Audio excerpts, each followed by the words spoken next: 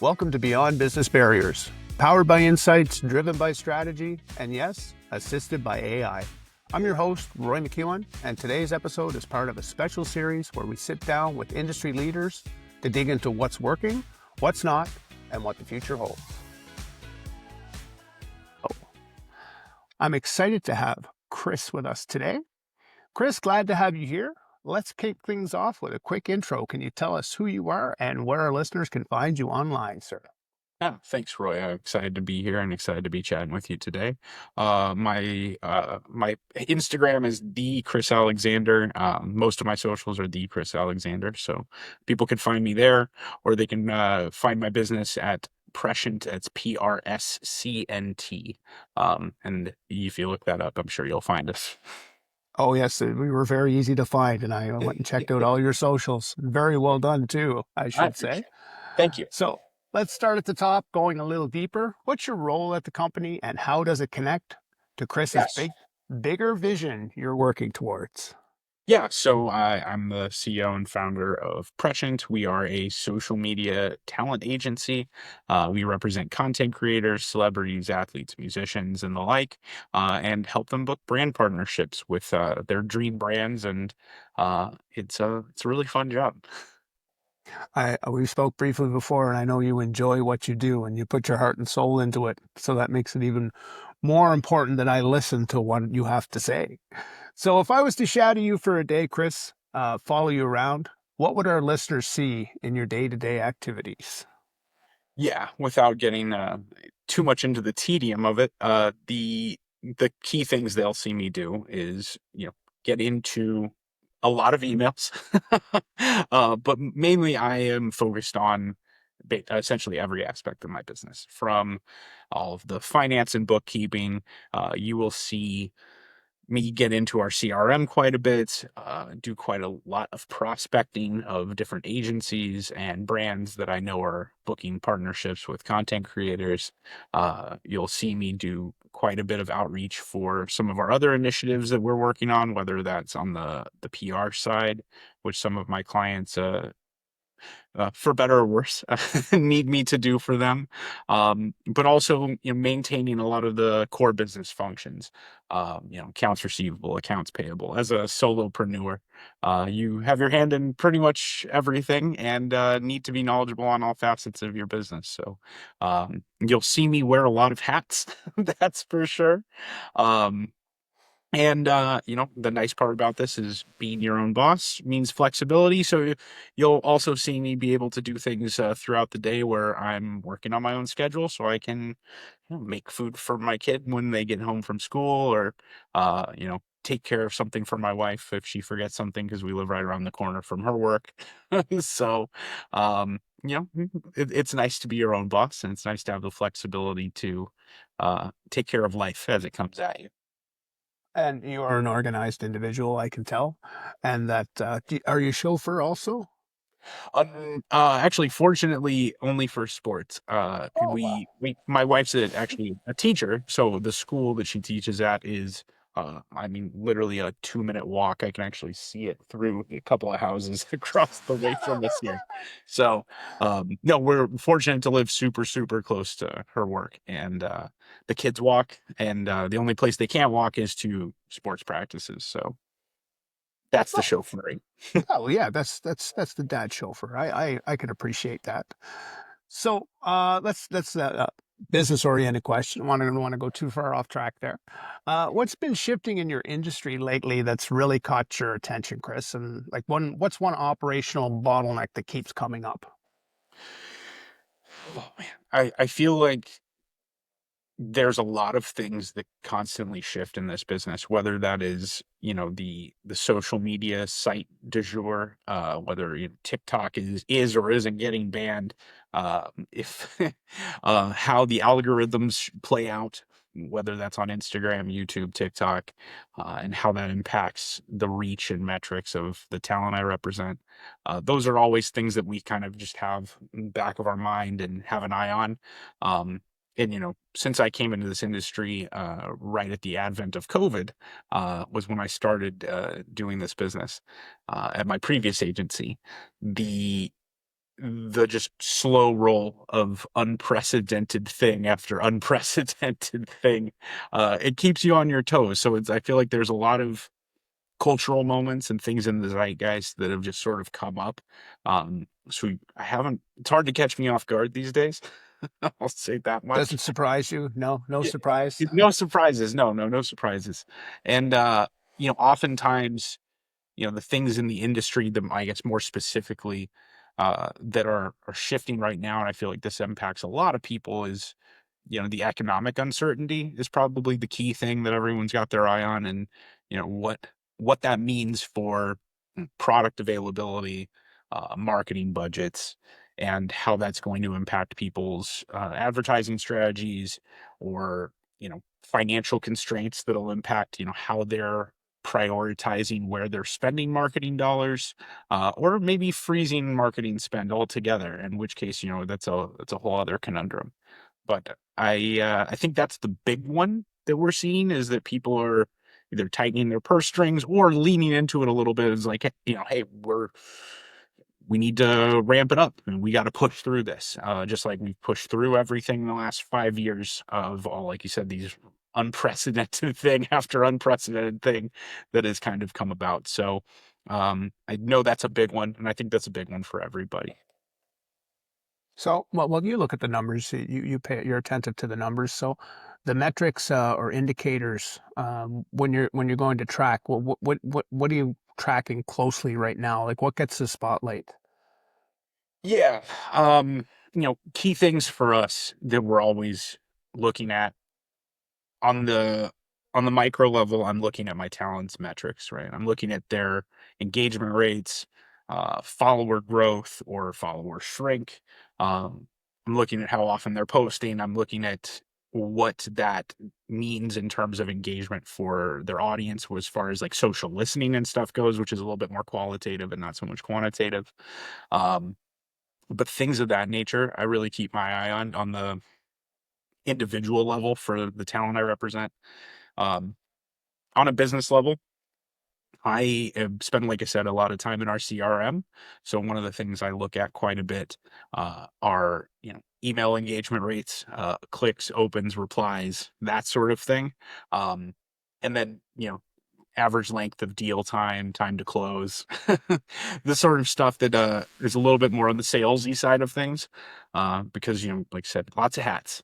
You're Yeah. the sales director, on top of being the head accountant as well as the CEO, right? So that's one thing I think in terms of metrics we look at quite a bit, are the things in the emails that we send, because that is a lot of outreach. I think there's a lot of agencies out there who focus too little on going out and drumming up business for the talent that they represent.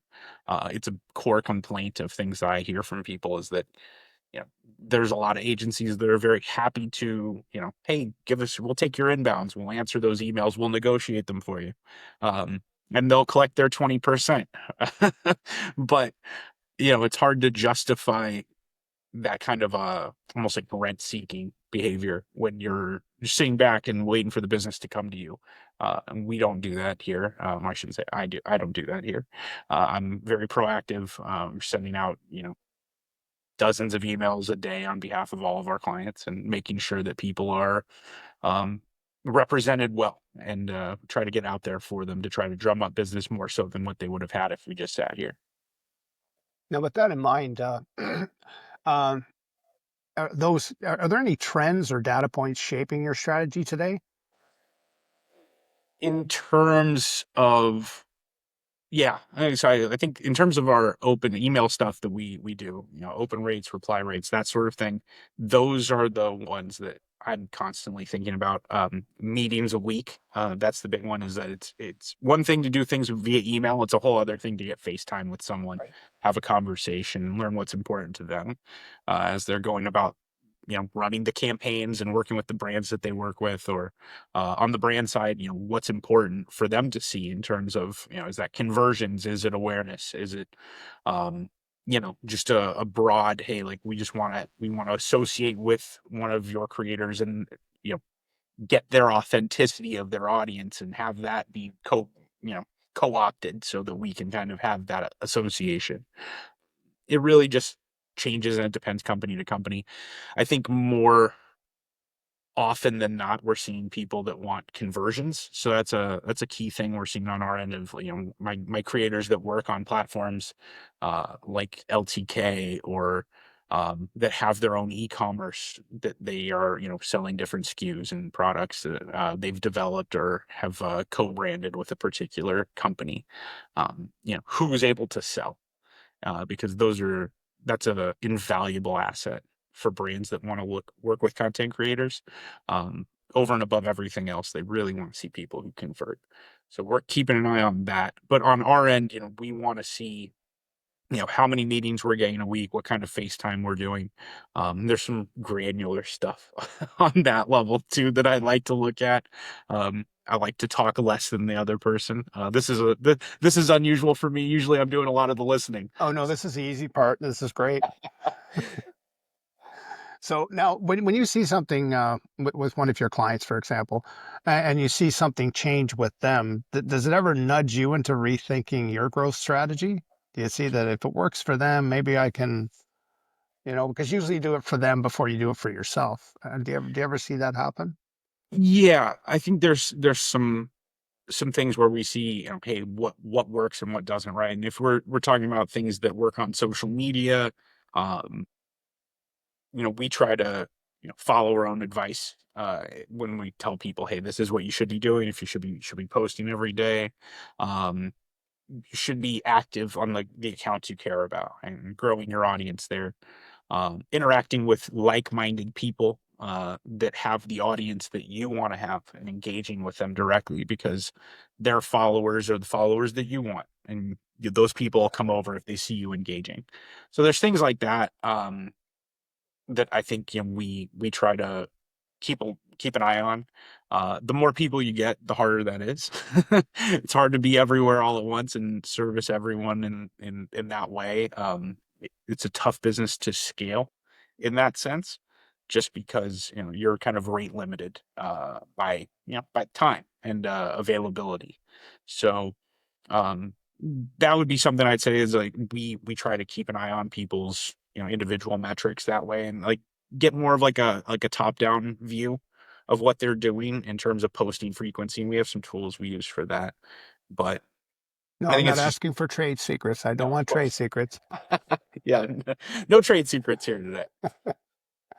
So let's keep on the positive. Let's keep the positivity going here. What actually is working really great for you right now, Chris? Are there any surprising wins or solid bets that have paid off lately? Yeah, some solid wins that have paid off is leaning into a lot of the new AI tools. That's been a huge benefit to what we've been doing here. It's increased productivity. It's increased our email rates and email response rates, click-through rates, things like that. And fine-tuning a lot of these new tools to um, really, I don't want to say mimic, but let's call mimic some of the things that I would do personally, to do them as if it was me doing it, and make sure that I don't miss something, because as I just said, it's hard to be everywhere all at once, right? So where I can be, I have tools that cover for me, and it's really helpful to have these things that are as close to me as you can get without actually making a clone. And it's been really positive, and we've had some really great successes. I know some of the email tools we've used, we saw our email reply rate triple month over month, and it was actually so beneficial that, the fact that I adopted this new technology early. The company that makes it reached out to me and was like, "Hey, we'd love for you to do a LinkedIn post, and we'd love to sponsor it." It's still actually, I think, my most popular LinkedIn post to this day, which was like over 100,000 reads or something like that. It was crazy. That's pretty impressive. Yeah, it was great. And I mean, the proof is in the pudding, right? Like, the results came through for the email campaigns that I was running, and it actually drummed up some new business and did a lot of great stuff for me. So I was very happy that those sorts of bets pay off. And constantly looking for ways to iterate.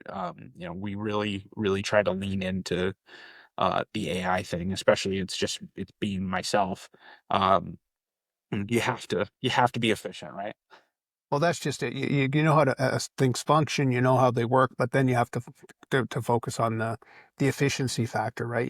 The more efficient and you can never be overly efficient, like you get that balance. And now I noticed you said in bringing in new business. How are you attracting leads these days? Are there specific channels or approaches that seem to be hitting the mark for you right now? Yeah. There are, like I said, I spend a ton of time in the CRM, so I'm constantly focused on our sales funnel and figuring out, how people are hitting that and how they're moving through it, and really trying to remove friction where I can, so that it's easier for people to have these conversations with me, to get through our sales funnel and to have a positive outcome. And in that sense, I think it's been really helpful to keep an eye on, you know, essentially like how long people are staying in, excuse me, particular stages of the funnel. Like I don't want people to be, you know, in negotiation or in contracting for too long, right? And I try to make it as painless as I can. Uh, so that's one thing I really do try to spend a lot of time on is making sure that we're effective in how we move people along in our business process.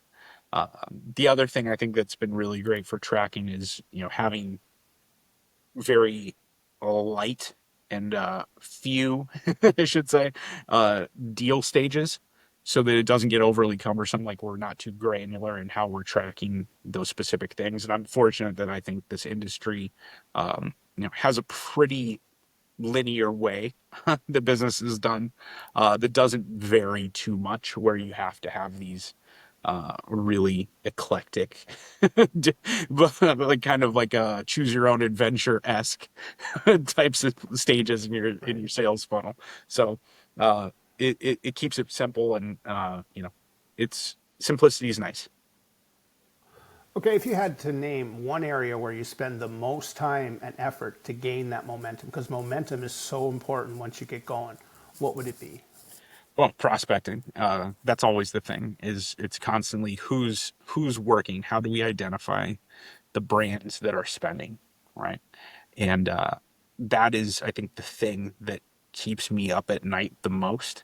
I'm a big fan of Jim Simons and Renaissance Technology and the Medallion Fund, which I'm sure you've heard of them, and most people in business have heard of the Medallion Fund and their incredible rate of return on investments over the years.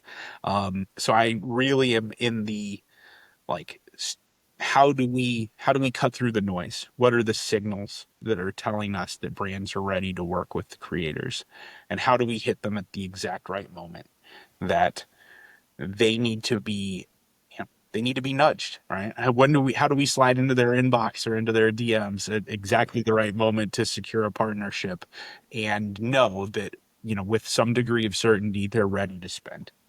And that's the thing I think that I try to mentally expend a lot of energy on, because it's going to net the most positive results. Um, and trying to, I think, efficiency, right? It's like how do we go about improving business processes? So I think those are the big things I spend a lot of mental energy on. Um, aside from just sending tons and tons of emails, it's an Yeah, email heavy business. yeah, oh, absolutely.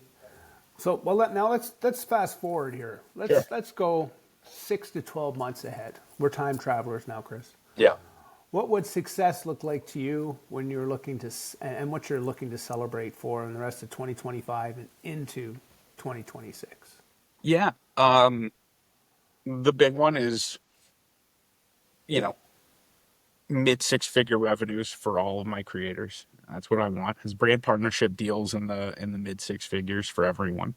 That's success to me, because that means that they have a thriving business, that if everything else in their life went to hell, at least this is good and it's making Right. them enough money for them to be comfortable, right? That's the big one for me is how do we make sure everyone's making enough money and feels taken care of. Because at the end of the day, we can be friends. They can like me, but if we're making money together, they're gonna like me a lot more, right? They're going to like you a lot more. Absolutely. So yeah, that's I think the thing that really helps me define success is, am I showing up and performing for the clients I represent. Um, Aside from that, um, as I've mentioned, I'm big on the automation tools. We're currently in the process of building a separate company that is going to be automating what I do. And as I mentioned, kind of digitally cloning myself. We're trying to build a SaaS platform that does the job of a creator representative and allows content creators to self-represent and save themselves the commission percentage that I would otherwise be taking by booking them brand Yeah, there's partnerships. nothing wrong with splitting it with yourself, right? Yep. 50-50 It's even still a better. 100. No, for sure. But even better is, having a low monthly fee that instead of a big percentage, as I mentioned before, it's a lot of the creator agencies take 20% and don't necessarily do much besides answer your email for you. Um, we take a little less because I feel like it's more equitable and more fair. And you know, being the boss means I get to make those decisions where I say, hey, this seems more equitable to me, and I'm able to survive just fine with a little less money, and the clients seem to like it too. so Absolutely. so it keeps us competitive as well in the marketplace where it's like, a big thing to point to is we get to say we take a little less here at Prussian and we do just fine anyway. It's not necessary to be greedy here, right? So, but that said, in that same vein of, not being greedy, we want to make it easier for creators to manage themselves and not have to cut somebody in. And there really isn't an option for that in the marketplace right now. Even though there actually is a tool that just came out that is AI creator manager. But nothing like what we're building actually. Well, I won't prod there anymore. I'm just going to switch it over to the part of the show where it's magic wand time. It sounds like, no, it's not reality. Magic wand time. If you could instantly solve just one major issue in your business today, just by making it disappear, what would it be? Man, I that's a great question. And it's funny because I kind of figured this was coming, but I still like thought about it a little bit.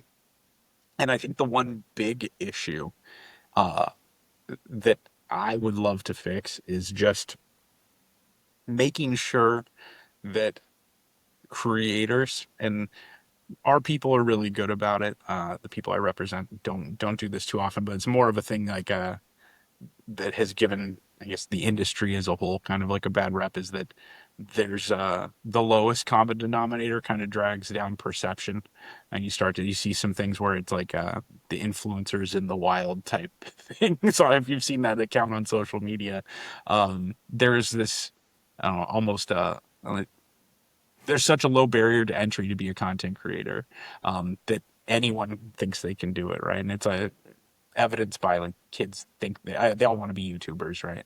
So there's a lot of this, like I guess for lack of a better phrasing, lack of professionalism in the industry amongst some people, and uh, it impacts the overall perception. And there's some issues that go along with that from the agency side. So I would really like there to be some way to make everyone a little bit more professional in that sense. It's a really laid back business, which is great. Like I get to wear a t-shirt to work. That's awesome. But the other side of it is, hey, look, there are things about the business that, hey, we could really punch this up a little bit and make it a little bit more professional. Um, Not necessarily the wardrobe, mind you, but I think Yeah. more attitudes, right? More attitudes towards hey, taking this seriously. Deadlines are deadlines for a reason. It's not a suggestion. It's a must. So So, that's the mindset of things could be worse. Let's go with things could be a whole lot better, and let's work that way. yeah, no, for sure. Well, this has been a great conversation, Chris. Didn't disappoint me whatsoever. I had high expectations for you. I didn't want to mention that at the get go because it put all that added pressure on you, you know. Uh, So I really appreciate how open, thoughtful, and honest you've been. Now, once I finish this series, I'll be pulling together a highlight reel of key takeaways from all our guests, and I'll be sure to send that one your way. Love that. Well, thanks, Roy. It's been great, great being here, and I look forward to seeing this go live. Well, you have a fantastic day, and I'll probably get back to you and doing a follow up. Sounds good. Have a great Take rest of care, your day. Chris. Take care.